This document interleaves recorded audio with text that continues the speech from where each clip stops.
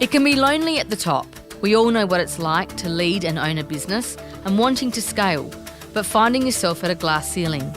That is where the power of collaboration and connection comes in. Hi, I'm Natasha Milani. I'm an expert at helping businesses and business owners harness the power of collaboration to connect, scale and grow. I am passionate about collaboration. I believe that no one executes alone. We all do better when we do it together. Welcome to this Power of Collaboration podcast. It's wonderful to have you here. I hope you get the inspiration and information you need to harness the power of collaboration to break through your glass ceilings. Today, we're talking to Nic Tolley from Exiis. Welcome, Nic. Thanks for having me, Tash. It's lovely to have you here. Nic's a very good friend of mine and one of the member companies from SA Leaders. And you've built a really interesting and successful business, Nic, in the industrial services industry. So let's just start with some background on who you are and an insight into Exiis. I suppose my background is construction and property industries. Worked in that for probably 15, 20 years. It ended up leaning into the property space with a local Adelaide business, and I was made redundant in about 2011. Learned a lot over the journey about how to make things happen. Construction sites and property projects are notorious for strict deadlines and very high expectations. So upon being made redundant, set out to find something to replace my income, put some food back on the table. I had in the back of my mind to buy a business, been looking for some years, but never really had a need to get a business, and that was the push I guess I needed. So I took 5 or 6 months off. It wasn't a strict amount of time. It was a sort of a forced period of time from, I think it was May 2011, set about to locate a business or source and locate a business. I reckon we spent the first 2 or 3 months just looking at everything that came up. We would have looked at 200 businesses within the first couple of months. Over the next couple of months, we sort of whittled it down, getting to DD, I suppose, on maybe 30 or 40 businesses, getting it down to another sort of 10 or 12 at a reasonable level. Then we narrowed it right down to 4 businesses. And ultimately, the one we chose, I took some really good advice from our accountants, who were very supportive in the whole process, and we ended up landing on this one, which suited a lot of my skills very well, as opposed to some of the others which might have been more interesting to some people, but just didn't suit what I could do. So we mortgaged the house and had a go. So we'll talk a bit more about what Exiis does in a minute, but I love the fact that there's adversity brought an opportunity and you made the most of it. And I think there's a really interesting lesson around your process, around exploring where you were going to. As you said, you mortgaged the house, so you took a bit of risk and put everything that you had on the line. And you talked about the fact that you started searching across a number of different businesses and industries, I imagine, and went through that due diligence process. So I'm going to ask you a little bit more about what some of those things that you were looking at when you whittled down through that process. But just quickly, what is Exiis? What do you do day to day? The fundamentals of Exiis are to clean what is either really dirty or what no one else wants to clean. And fortunately, off the back of that, we've developed some great relationships with clients, and that's led to opening up a huge number of other business streams, sort of leaning into property maintenance. Okay, great. So give us an example of something that no one wants to clean, Nic. Our bread and butter, if you like, is kitchen exhaust system cleaning. And to clean a kitchen exhaust, it typically would involve a team of 2 guys running around at 2 o'clock in the middle of the night, cleaning grease out of a piece of ductwork that's above a ceiling in a restaurant somewhere in the CBD, or it might be at Ceduna. Right, so we're talking really grimy stuff and yeah, good stuff. It's great. And I correct me if I'm wrong, but like stadiums and all the big sort of icons that people use all the time. Yeah, so kitchen exhausts are everywhere. So restaurants all around the place. We've got the sporting stadiums like Adelaide Oval.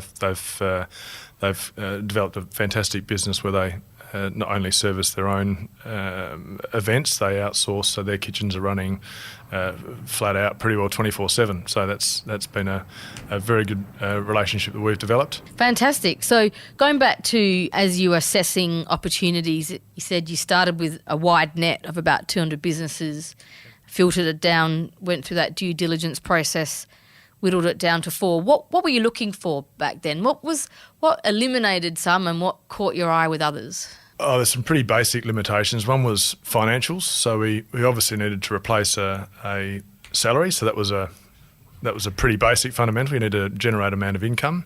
I understood how much equity I was able to put into the deal, and that eliminated a large number of businesses as well. I was very keen on finding something that I either had an interest in or aligned very well with my skills. And there wasn't really a lot around. So there's plenty of fantastic businesses out there which might suit other people and their skills, but it was actually fairly limited what would either interest and or suit me, with the financial limitations that I'd put on it.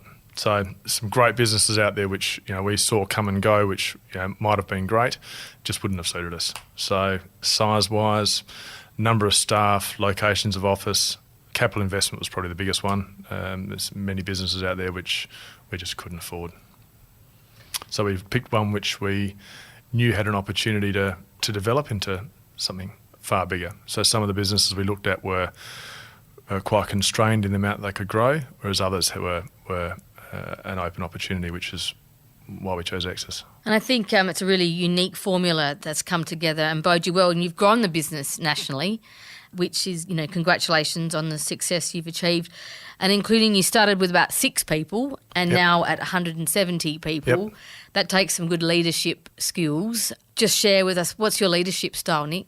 I suppose it was an event that happened probably 7 or 8 years ago with some friends, and we were talking about how many phone calls that we had in a day. And I guess around the group, the other guys had sort of 20 or 30 phone calls a day respectively, and mine was 180.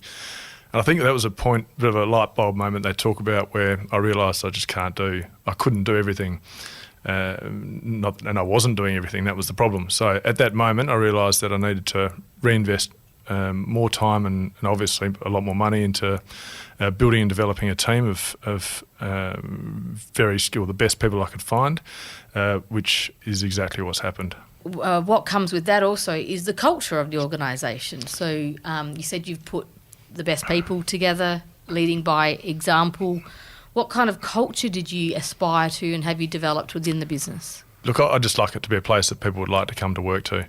It's as simple as that. And we've got some very good retention in all parts of the business, which I'm very proud of, to be honest. Yeah, that alone, talking to businesses, finding people, retaining people, managing people, skilling people is probably the number one, and all derivatives of that people challenge. And you seem to have managed within an industry that is, as you said, no one really wants to do it. You've managed to retain people, grow. In our brief chat before we came in today, you said in the last 2 months you've recruited about 60 people, which is incredible in this current environment we're in. Maybe just 1 or 2 insights into what you've put in terms of maybe systems and processes, or that cultural piece that makes you an employer of choice. Job security is a big one for a lot of our staff. They come from industries or other jobs where there might not have been the security or opportunities to grow. We offer full progression. We set out very clearly how people can come into the business as a trainee technician and work their way up to effectively general manager. So by way of example, our national operations manager started as a technician 7 years ago. So we offer a full career path for our employees, which I think's been a big positive. In terms of the management team in the business, as the business has grown, it's given individuals the opportunity to grow up with the business as well. So someone who might have started 5 years ago has every opportunity to go up to manage a division of the business or a state or region or implement a new system or whatever it might be, or run our own team. The lesson from that is that, to retain people and to build a team, they're the types of opportunities, you need to offer. So thank you for sharing that. One of the questions I do like checking in with and asking around is sort of how, as you've grown the business, that strategy piece in terms of formally developing a strategy, organic growth. I know you mentioned earlier that you've put in a board, an advisory board that guides you with your strategic decisions. What does strategy look like, or what is the formal planning around the growth of the business look like for Exiis? So the business has grown roughly 20% per year since 2012 when we took it over. Most of that growth has been using the word organic. It's just through effort of going out talking to clients. It got to a point in about 2015 or 2016 where we realised that we're kind of big in Adelaide, but a lot of the clients we wanted to touch would only deal with people that were national. So it was that point where the business made a decision to open an office in Brisbane with the purpose of appealing more to national client base. We had some limited success with that, and in 2017-18 we invested a huge amount of time talking with alternative clients or other national clients to see what opportunities might be for other national contracts, and eventually one of those came off, and off the back of that we've managed to open up offices in all states bar Tasmania, off the back of a relationship with Grilled Hamburgers. Great story. And I guess this topic of this podcast is the power of collaboration. That's a great segue into collaboration.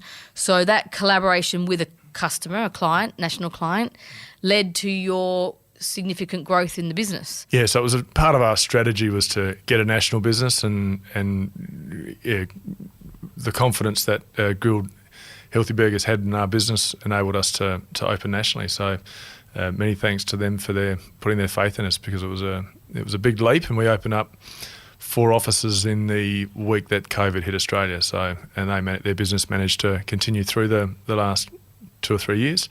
And we've managed to continue well off the back of that. And just on COVID, what has COVID done to the industry and your business in terms of, I guess it's opened a lot of opportunities, but would have been challenges at the same time? Yeah, so initially we lost roughly 40% of our business. So roughly 40% disappeared overnight with all the hospitality and restaurants and sporting facilities and the like all closing up.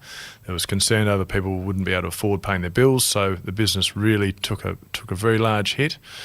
That sort of drifted on for a few months, and then gradually it sort of started opening up again, and people realised that people still had to eat and still had to go out and still had to do things and get things done. And the business gradually picked up over the next sort of 12 months. And then the last 6 months, it's been a pretty rapid growth with the COVID response, which has been a fairly large part of our more recent growth as well. Yeah, I'm guessing that that side of the business would have been new and an opportunity there in that terms of that COVID cleaning, I guess, became a thing. Yeah, well, we had a reputation for a long time for high quality sanitisation and cleans, working with hospitals and medical facilities around the state and some interstate. So the techniques that we developed in servicing older clients or existing clients was exactly the same as the COVID cleaning work that we do. So for us to shift into COVID cleans was actually what we did anyway. It was just a lot more of it. So we really struggled early on getting staff. So back on the question around what was the effect on the business, with lack of interstate and international visitors, we really struggled to get staff. We were getting almost no job applications at all. We were lucky to get 5 a month, whereas 3 years ago we were getting maybe 50, 100 a month. That's bounced back in the last 6 weeks. We're now getting reasonable numbers applying for jobs again, which has enabled us to keep up with the demand for getting work done. It's interesting. An industry that we sort of started by talking about no one wanted to do is now something that we really need and everyone needs and everyone is a part of as we've seen this shift. responding to COVID. Going back to collaboration, so you gave us a great example of your collaboration with a client, Grilled, that took you national. Have you got any other examples of collaboration? I suppose there's two. One, I suppose, is directly with my own staff. We've got some unbelievable people that work for the business who clearly have the same vision across the board, which is, without that alignment, across the business, there's no way we would have been able to grow to the extent that we've grown. So, collaboration with our staff has been the number one thing that's enabled the business to do what it's done. Secondly to that, I've been fortunate enough to been exposed to a number of different business groups, SA Leaders being one of them, and I've learnt to be pretty good at asking questions, or when I need help, understanding who to ask and what to ask, and then quite good at filtering out when I get a wrong answer. Sometimes people would do their best to help and think they're helping, but being able to sift through that to make sure you get the right answer is a real trick. I think you are a very instinctive leader, and that vulnerability piece when you know even just to ask the question in the first place, I think that's critical, because if you don't ask, you don't get the information. Yeah, look up Gestalt protocol. It's good. Okay. Yeah. Is that it? We're not going to get any more? Just look it up. It's something for everyone to search. I'm definitely not the best person to explain it, but it's the concept is that if I ask you a question, if you haven't experienced that or don't have a direct experience with solving that question or an answer for that, don't bother. So, if you go and ask your mum or dad about the problem you've got in your business, they'll tell you some wonderful ideas, but they don't know your business. That's probably a bad example about your parents, but don't ask someone that has no experience in what you do and expect a good answer. I love that. That's why with SA Leaders we have all our fantastic industry experts who are the experts in their particular area of expertise. But that's actually what makes perfect sense to me. I wanted to pick up on something else you talked about, collaboration. I don't think anyone has answered the question that I've asked about collaboration and talked about collaboration with staff. We talk about culture, we talk about team building, but collaboration with staff, I just think that's a penny drop. That's very powerful. And you talked about you've offered that career pathway. Can you talk more about collaboration with staff? Because I think that's instinctive in you as a leader, and you've built that in the organisation. Yeah, okay, so it's probably goes further than collaboration with staff. I suppose it's the collaboration with the very close business group. So Isabel and I own the business, and we're the ones that saw it from the very start, and we built a really strong team around us, and we continue to communicate really closely with everybody in that team. So, for example, my senior management team, my operations and general managers, we would talk on the phone 2 or 3 times a day, if not more. So it's a very open line of communication, which is effectively a no surprise situation. You don't want surprises with people in those types of roles. So I collaborate very directly with those guys on day-to-day issues, and I collaborate very closely with Isabel, my wife. She's still very involved in the business and understands very clearly how it all works, but has the ability to look at it from a very different angle from someone that's right inside the business. And then externally from that, we've got some very good financial advisors who we communicate with very, very regularly and form our board as well. So making sure you've got the right people to collaborate with, and then talking very closely with them, keeping everybody up to date with things pretty well as they happen. If you leave things too long, people get lost and people miss out. So close communication has probably been the key to building the strength in understanding each other. And isn't it interesting, because communication is one of those basic fundamentals, yet get it wrong and it has big impact. Yeah, get it wrong or don't do it. You just got to communicate. Communication, let's leave that as the final point for everyone to ponder as they think about how they're communicating with their key people and stakeholders and clients in their own business. Thank you, Nic. I just think that was very insightful. There's a couple of nuggets there for those listening, and I think what you've built in that business to be commended on. So thanks for joining us today. Thanks, Tash. Been fun. At SA Leaders, we're all about collaboration and community.